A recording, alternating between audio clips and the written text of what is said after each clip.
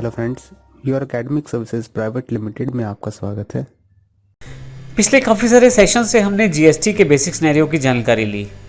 इसमें हमने ये भी जाना कि भारत में बिजनेस किस प्रकार किया जाता है या कौन कौन से सिनेरियोज हैं, टैक्सेशन सिस्टम क्या है भारत में, किस प्रकार से इम्प्लीमेंटेड है, जीएसटी आएगा तो उसको किस तरह से इम्प्लीमेंट किया जाएगा, ड्यूल टैक्सेशन सिस्टम किस प्रकार से आने वाला है भारत में, क्योंकि जीएसटी के साथ ही ड्यूल टैक्सेशन सिस्टम शुरू हो जाएगा।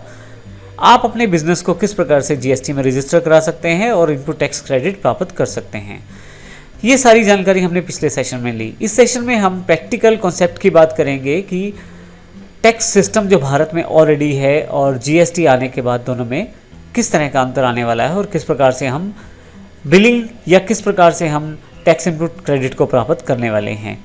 ये बहुत ही इंपॉर्टेंट सेक्शन है और इसमें हम सारा प्रैक्टिकल रूप में इस एग्जाम्पल को समझेंगे।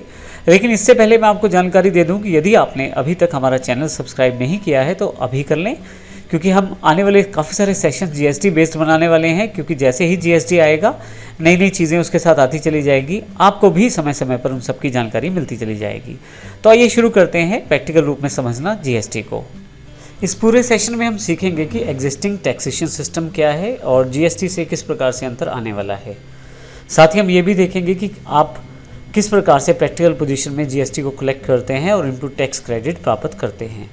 परंतु यहाँ मैं आपको एक सुजेशन देना चाहूँगा कि आप हमारी वेबसाइट्स पर जाकर जो एग्जाम्पल मैं बताने वाला हूँ उसकी ऑलरेडी एग्जिस्टिंग शीट को डाउनलोड कर सकते हैं और उसको अच्छी तरह से समझ सकते हैं। आप इन दोनों वेबसाइट्स isstworld.com या smartosystems.in के डाउनलोडेबल सेक्शन पर जाकर आसानी से ये शीट्स को डाउनलोड कर सकते हैं ताकि प्रॉपर रूप में आप इसे समझ पाएँ। तो आइए शुरू करते हैं। मेन एग्जाम्पल पर जाने से पहले हम थोड़ा सा बेस बना लेते हैं, अर्थात हम पहले टैक्सेस की जानकारी ले लेते हैं कि किस प्रकार टैक्स आप प्राप्त करते हैं या किस प्रकार आप टैक्स पे करते हैं। सिंपल एग्जाम्पल है, बिल्कुल डीलर ए है हमारे पास, जिसके पास एक 100 रुपये की कॉस्ट का प्रोडक्ट है। वह 20 रुपये अपना मार्जिन जोड़ता है और साथ में 30 रुपये उस पर टैक्स ले लेता है, जिसको भी ये ए माल बेचेगा। तो टोटल 150 रुपये इसने प्राप्त किए, जिसमें 30 रुपये टैक्स भी था।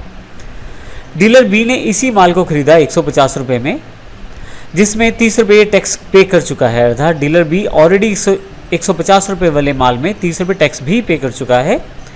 प्रॉफिट जोड़ा इसने 20 रुपये और आगे जिसको इसने माल बेचा उससे 40 रुपये टैक्स के लिए, टोटल 210 रुपये।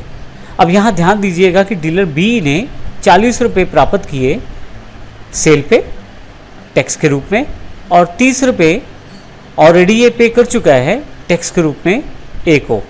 तो यहाँ पे यदि 40 में से माइनस कर दिया जाए 30 को, तो आपके पास 10 रुपये रह जाएंगे। ये 10 रुपये जो टैक्स है ये डीलर बी को जमा करवाना है गवर्नमेंट को।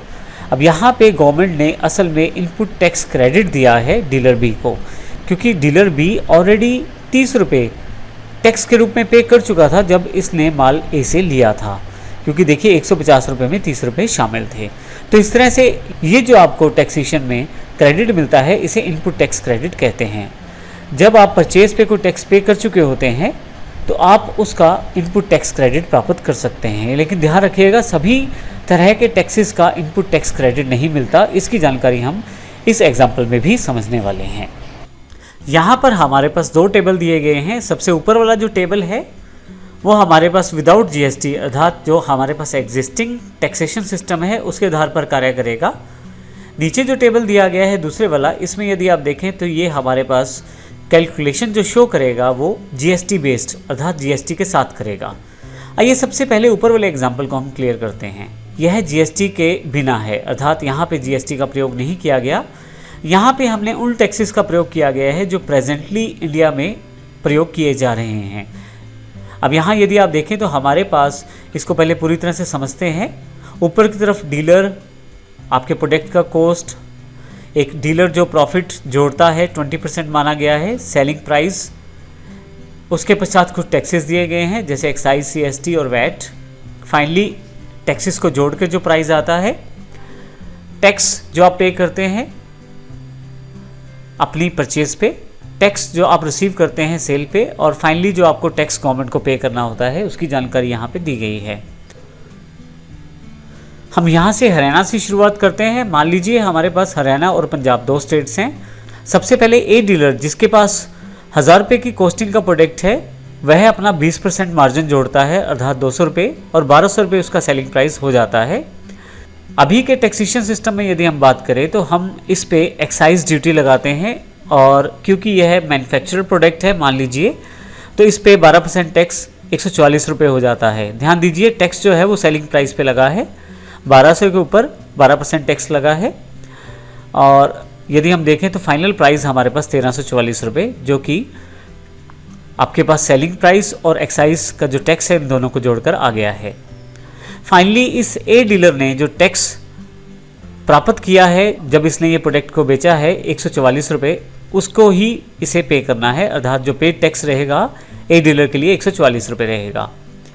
लेकिन जैसे ही हम दूसरी रो में आते हैं तो बी डीलर को जो कॉस्ट पड़ता है इस प्रोडक्ट का 1344 रुपये, क्योंकि बी ने इसे 1344 रुपये में खरीदा है टैक्स पे करके।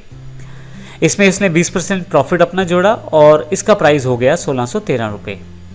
अब इसमें टैक्स के रूप में वैट को जोड़ा गया है जो कि 5% है मान लीजिए इसके प्रोडक्ट पे, क्योंकि बी डीलर ट्रेडिंग करता है तो इस पर एक्साइज एप्लीकेबल नहीं होगा, इस पर वैट एप्लीकेबल होगा। अब यहाँ पे 81 रुपये जो टैक्स है वो 1613 रुपये में जोड़ा जाएगा और टोटल जो फाइनल प्राइस हो जाएगा 1693 रुपये।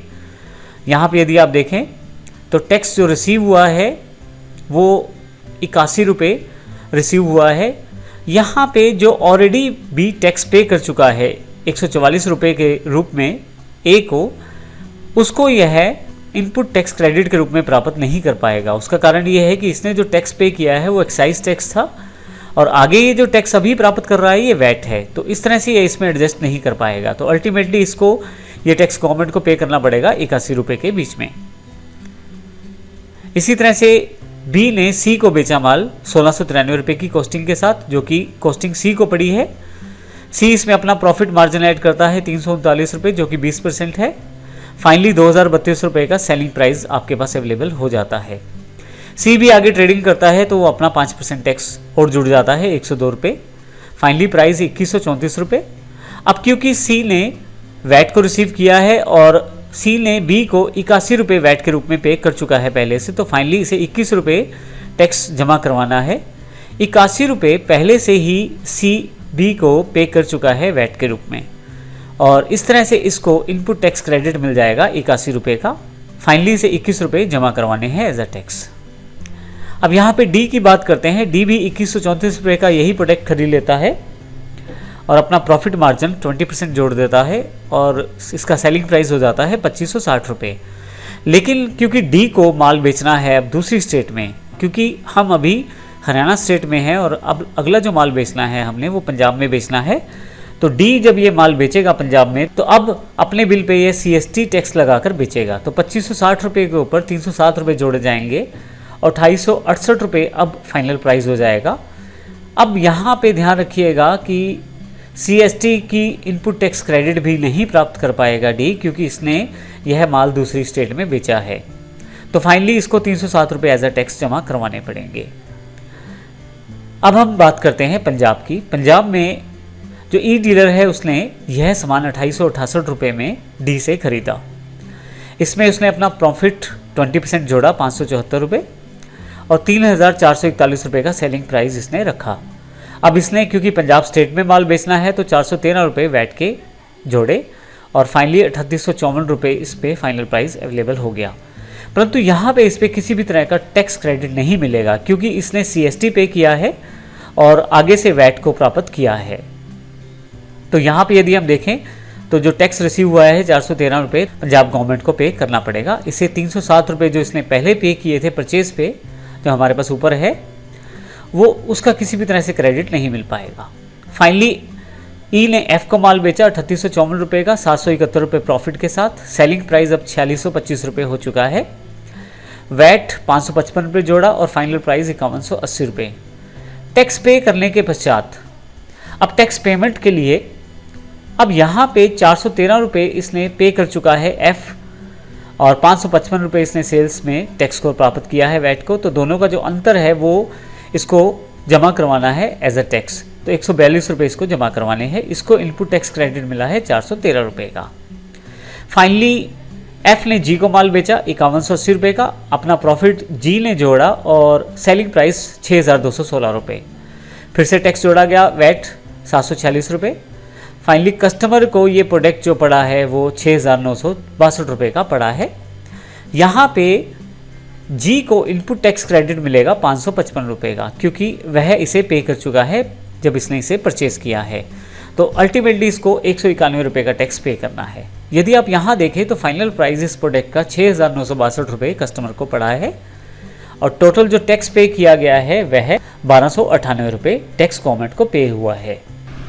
तो इस सेशन में हमने देखा किस प्रकार एग्जिस्टिंग टैक्स सिस्टम में हरियाणा और पंजाब की 2 स्टेट्स को हमने एग्जाम्पल के रूप में प्रयोग करके देखा कि बिल का अमाउंट जब आप जोड़ते चले जाते हैं टैक्स को तो क्या पहुंच जाता है और एंड कस्टमर के पास उसका प्राइस क्या पहुंचता है। साथ ही हमने इस सेशन में इनपुट टैक्स क्रेडिट को भी जाना कि इनपुट टैक्स क्रेडिट आप किस प्रकार से प्राप्त करते हैं। ध्यान रखिएगा, इनपुट टैक्स क्रेडिट हर प्रकार के दिए गए टैक्स पे आपको नहीं मिलता है। डिपेंड करता है कि आपकी राज्य सरकार के नियम क्या हैं और केंद्र सरकार के नियम क्या हैं। मैं आपको फिर से बता दूं कि आप इन सभी एक्सरसाइज फाइल्स को isstword.com या smartosystem.in की वेबसाइट पर जाकर डाउनलोड कर सकते हैं और ज़्यादा बारीकी से इन सब इन्फॉर्मेशन को वर्कआउट कर सकते हैं। आगे बढ़ने से पहले मैं आपको ये भी बता दूं कि अगर आपने इस चैनल को अभी सब्सक्राइब नहीं किया है तो अवश्य कर लें, क्योंकि जीएसटी से संबंधित हम सभी प्रैक्टिकल एग्जाम्पल इसी चैनल पर लेकर आने वाले हैं और आपका कोई भी वीडियो छूटे नहीं, तो इसके लिए आप सब्सक्राइब अवश्य करें।